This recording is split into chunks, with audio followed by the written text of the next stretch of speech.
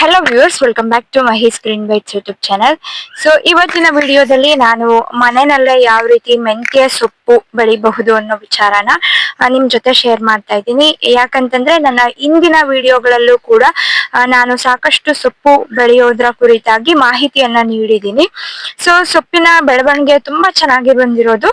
ಇವತ್ತು ಕೂಡ ಅದೇ ರೀತಿಯ ಒಂದು ಉಪಯುಕ್ತ ಮಾಹಿತಿಯನ್ನ ನಿಮಗಾಗಿ ತಗೊಂಡ್ ಬಂದಿರುವಂತದ್ದು. ದಯವಿಟ್ಟು ವಿಡಿಯೋನ ಕೊನೆವರೆಗೂ ನೋಡಿ. ವಿಡಿಯೋ ಇಷ್ಟ ಆಯ್ತು ಅಂತಂದ್ರೆ ನಿಮ್ಮ ಫ್ರೆಂಡ್ಸ್ ಅಂಡ್ ಫ್ಯಾಮಿಲಿ ಜೊತೆ ಶೇರ್ ಮಾಡಿ ಅಂತ ಕೇಳ್ಕೊಳ್ತಾ, ಹಾಗೂ ಯಾರಿನ್ನು Mahi's green bites YouTube channel ನ ಸಬ್ಸ್ಕ್ರೈಬ್ ಮಾಡ್ಕೊಂಡಿಲ್ವೋ ದಯವಿಟ್ಟು ಸಬ್ಸ್ಕ್ರೈಬ್ ಮಾಡ್ಕೊಳ್ಳಿ, ವಿಡಿಯೋನ ಲೈಕ್ ಮಾಡಿ. Thank you for. ಇದು ನಾನು ನನ್ನ ಗಾರ್ಡನ್ ಅಲ್ಲಿ ಮೆಂತ್ಯ ಬೀಜಗಳನ್ನ ಹಾಕೋದಕ್ಕೆ ಆಯ್ಕೆ ಮಾಡ್ಕೊಂಡಿರುವಂತಹ ಜಾಗ. ಇಷ್ಟು ಚೆನ್ನಾಗಿ ನಾನು ಕ್ಲೀನ್ ಮಾಡಿ ಇಟ್ಕೊಂಡಿದ್ದೀನಿ ಎಲ್ಲ ರೀತಿಯ ಗೊಬ್ಬರಗಳನ್ನ ಹಾಕಿ. ಮತ್ತು ನಾನು ಯಾವ ರೀತಿ ಟಿಪ್ಸ್ನ ಫಾಲೋ ಮಾಡ್ತೀನಿ, ರಿಸಲ್ಟ್ ಹೇಗೆ ಅನ್ನೋದಕ್ಕೆ ಈ ಕೊತ್ತಂಬರಿ ಸೊಪ್ಪು ಸಾಕ್ಷಿ. ಇದು ನನ್ನದೇ ಗಾರ್ಡನಲ್ಲಿ ಬೆಳೆದಿರುವಂತಹದ್ದು. ಸೊ ಮೊದಲು ನಾನು ಒಂದು ಮಿಶ್ರ ಬೆಳೆ ಕಾನ್ಸೆಪ್ಟಲ್ಲಿ ನಾನೀಗೇನು ಈ ಏರಿಯಾನ ಆಯ್ಕೆ ಮಾಡ್ಕೊಂಡಿದ್ದೀನೋ ಅಲ್ಲಿ ಒಂದು ಕನಕಾಂಬರ ಗಿಡ ಕೂಡ ಇದೆ ಮತ್ತು ಗುಲಾಬಿ ಗಿಡ ಕೂಡ ಇರೋವಂಥದ್ದು. ಸೊ ಇದ್ರೊಳಗೆ ನಾನು ಅವುಗಳಿಗೂ ಕೂಡ ಗೊಬ್ಬರ ಸಿಗಬೇಕು ಮತ್ತು ನಾನು ಹಾಕುವಂತಹ ಮೆಂತ್ಯ ಬೀಜಗಳಿಗೂ ಕೂಡ ಗೊಬ್ಬರ ಸಿಗಬೇಕು. ಹಾಗಾಗಿ ನಾನು ಈ ಎರಡರ ನಡುವೆ ಮೆಂತ್ಯ ಸೊಪ್ಪಿನ ಬೀಜಗಳನ್ನ ಹಾಕಬೇಕು ಅಂತ ಅಂದ್ಕೊಂಡಿರೋದು. ಸೊ ಅದರ ಮೊದಲ ಭಾಗವಾಗಿ ನಾವು ಯಾವುದೇ ಸೊಪ್ಪಿನ ಬೀಜಗಳನ್ನ ಹಾಕೋಕ್ಕಿಂತ ಮುಂಚೆ ಸಾಕಷ್ಟು ನೆಲದ ಸಿದ್ಧತೆಯನ್ನು ಮಾಡ್ಕೋಬೇಕು. ನೆಲ ಅಂದರೆ ಕಳೆ ತುಂಬ, ನಾವು ಹಾಕಿರುವಂಥ ಸೊಪ್ಪಿನ ಬೀಜದ ಜೊತೆ ಕಳೆ ಕೂಡ ಹುಟ್ಟುತ್ತೆ. ಹಾಗಾಗಿ ಹುಟ್ಟಬಾರ್ದು ಅನ್ನೋ ಕಾರಣಕ್ಕೋಸ್ಕರ ನೆಲನ ಅಟ್ಲೀಸ್ಟ್ ಒಂದು ವಾರ ಮೊದಲ ಹಂತದಲ್ಲಿ ಕ್ಲೀನ್ ಮಾಡಿ ಒಣಗೋದಕ್ಕೆ ಬಿಟ್ಟು, ಮತ್ತೊಂದು ವಾರ ನೆಕ್ಸ್ಟ್ ವೀಕಲ್ಲಿ ಅಂದರೆ 2ನೇ ವಾರದಲ್ಲಿ ನಾವು ಸೊಪ್ಪಿನ ಬೀಜಗಳನ್ನ ತೊಳಿತು ಅಂತಂದರೆ ಖಂಡಿತವಾಗಿಯೂ ಕೂಡ ಕಳೆ ಕಡಿಮೆ ಹುಟ್ಟಿ ಅಥವಾ ಕಳೆ ಹುಟ್ಟೋದೇ ಕಡಿಮೆ, ಹಾಕಿರುವಂತಹ ಸೊಪ್ಪಿನ ಬೀಜಗಳು ಉತ್ತಮವಾಗಿ ಸಿಗೋದಕ್ಕೆ ನಮಗದು ಸಹಾಯ ಆಗುತ್ತೆ. ಇದು ನಾನು ಯಾವಾಗಲೂ ಫಾಲೋ ಮಾಡುವಂತಹ ಒಂದು ಟ್ರಿಕ್. ಮತ್ತು ನಾನು ನನ್ನ ಗಾರ್ಡನ್ ಯಾವಾಗಲೂ ಕೂಡ ತುಂಬ ನೀಟಾಗಿ ಒಂದು ಅಟ್ರ್ಯಾಕ್ಟಿವ್ ಆಗಿ ಚೆನ್ನಾಗಿ ಕಾಣಿಸ್ಬೇಕು ಅನ್ನೋ ಒಂದು ಮನಸ್ಥಿತಿ ಇರೋವಂಥವಳು. ಹಾಗಾಗಿ ಲಾಸ್ಟಲ್ಲಿ ನಾವು ಮಾಡಿರುವಂತಹ ಕೆಲಸ ನಿಂತು ನೋಡಿದಾಗ ವಾವ್ ಅನ್ನಿಸ್ಬೇಕು. ಅದಕ್ಕಾಗಿ ನಾನು ಈ ರೀತಿ ಒಂದು ಶೇಪನ್ನ ಕೊಡೋ ಅಂಥದ್ದು. ಸೊ ನಾನಿಲ್ಲಿ ಕ್ಲೀನ್ ಮಾಡೋವಾಗ ಈ ಏರಿಯಾದಲ್ಲಿ ನನಗೆ ಇಷ್ಟೊಂದು ಎರೆಹುಳುಗಳು ಸಿಕ್ಕಿದಂಥವು. ಸೊ ನನಗೆ ಇವು ಸಿಕ್ಕಿದ್ದು ಬಹಳ ಖುಷಿನೇ ಆಗೋಯಿತು. ಯಾಕಂತಂದರೆ ವರ್ಮಿ ಕಾಂಪೋಸ್ಟ್ ತಯಾರಿಕೆಗೆ ಬೇಕಾಗಿತ್ತು ಎರೆಹುಳುಗಳು. ಇನ್ನು ಇದು ನೆಕ್ಸ್ಟು ನಾನು ಮೊದಲ ಹಂತದಲ್ಲಿ ಕ್ಲೀನ್ ಮಾಡಿದ ಸ್ವಲ್ಪ ದಿನದ ಒಂದು ವಾರದ ನಂತರದಲ್ಲಿ ಮತ್ತೊಮ್ಮೆ ಆ ಒಂದು ಮಣ್ಣನ್ನು ನಾನು ಈ ರೀತಿ ಲೂಸ್ ಮಾಡ್ಕೊತಾ ಇರೋದು. ಮಣ್ಣು ಎಷ್ಟು ಸಡಿಲವಾಗಿರುತ್ತೋ ಅಷ್ಟು ಚೆನ್ನಾಗಿ ನಾವು ಹಾಕಿರುವಂತಹ ಸೊಪ್ಪಿನ ಬೀಜಗಳು ಬೇರು ಚೆನ್ನಾಗಿ ಬಿಟ್ಟು ಸೊಪ್ಪು ಚೆನ್ನಾಗಿ ಬರೋದಕ್ಕೆ ಅದು ಹೆಲ್ಪ್ ಆಗುತ್ತೆ.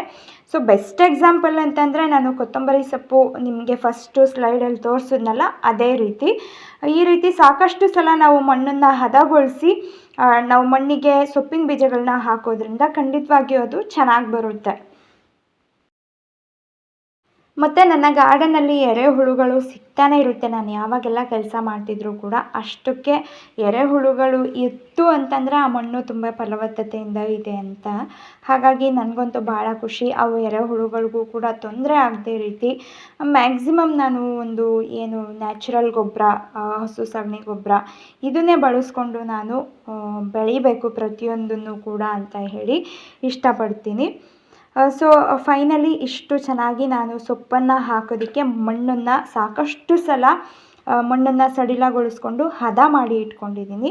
ಇದರ ಮುಂದಿನ ಹಂತ ಗೊಬ್ಬರ ಅನ್ನೋದಕ್ಕಿಂತ ನಾನು ಸದಾ ನನ್ನ ಗಾರ್ಡನಲ್ಲಿ ಉಪಯೋಗಿಸುವಂತಹ ಕೆಂಪು ಮಣ್ಣು, ಅದರ ಜೊತೆಗೆ ಇನ್ನಿತರ ಗೊಬ್ಬರಗಳನ್ನು ಕೂಡ ಹಾಕ್ತೀನಿ. ನೆಕ್ಸ್ಟ್ ಸ್ಲೈಡಲ್ಲಿ ನಿಮಗೆ ಅದನ್ನು ನಾನು ಹೇಳ್ತಾ ಹೋಗ್ತೀನಿ.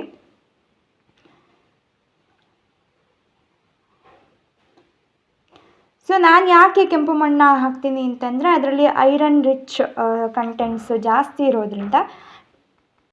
ಮತ್ತು ನಾನು ಪ್ರತಿ ಸಲವೂ ಕೂಡ ನನ್ನ ಗಾರ್ಡನಲ್ಲಿ ಕೆಂಪು ಮಣ್ಣು ಉಪಯೋಗಿಸ್ತಾ ಇರೋದ್ರಿಂದ ಒಳ್ಳೆ ರಿಸಲ್ಟೇ ಸಿಕ್ಕಿದೆ. ಹಾಗಾಗಿ ನಾನು ಮೊದಲ ಪ್ರಿಫರೆನ್ಸ್ ಅದು. ಸೊ ನಾನಿಲ್ಲಿ ತಗೊಂಡಿರುವಂತಹ ಗೊಬ್ಬರ ಕೌಡಂಗ್ ಕಾಂಪೋಸ್ಟು ಮತ್ತು ವರ್ಮಿ ಕಾಂಪೋಸ್ಟು, ಸ್ವಲ್ಪ ಬೂದಿ ಕೂಡ ತಗೊಂಡಿನಿ. ಸ್ವಲ್ಪ ಪ್ರಮಾಣದ ಬೂದಿನ ಅಥವಾ ವುಡ್ ಆ್ಯಶ್ನ ತಗೋಬೇಕು. ಸೊ ಇದೆಲ್ಲದನ್ನು ಕೂಡ ಕೆಂಪು ಮಣ್ಣನ್ನು ಫಸ್ಟ್ ಲೇಯರಲ್ಲಿ ಹಾಕಿ ನೆಕ್ಸ್ಟ್ ಲೇಯರಲ್ಲಿ ನಾನು ಪ್ರಿಪೇರ್ ಮಾಡ್ಕೊಂಡಿದ್ದಂತಹ ಗೊಬ್ಬರಗಳ ಮಿಶ್ರಣವನ್ನು ಹಾಕಿದ್ದು. ಈ ಮೆಂತ್ಯ ಸೀಡ್ಸ್ನು ಅಷ್ಟೇ ನಾನು ಮಾರ್ಕೆಟಲ್ಲಿ ತಗೊಂಬಂದಿದ್ದು. ಸೊ ನಾವು ಸಿದ್ಧ ಮಾಡ್ಕೊಂಡಿರುವಂತಹ ಮಣ್ಣಿಗೆ ನಾವು ಮೆಂತ್ಯವನ್ನು ತುಂಬ ತೆಳುವಾಗಿ ಹಾಕಬೇಕಾಗುತ್ತೆ. ಮೆಂತ್ಯ ಸೀಡ್ಸ್ಗಳನ್ನ ಹೆಚ್ಚು ತೆಳುವಾಗಿ, ತೀರಾ ತೆಳುವೂ ಅಲ್ಲ, ತೀರಾ ದಟ್ಟವಾಗಿಯೂ ಅಲ್ಲ, ತೆಳುವಾಗಿ ತೊಳೆದಷ್ಟು ಕೂಡ ಸೊಪ್ಪು ಚೆನ್ನಾಗಿ ಬರೋದಕ್ಕೆ ಅದು ಸಹಾಯ ಆಗುತ್ತೆ.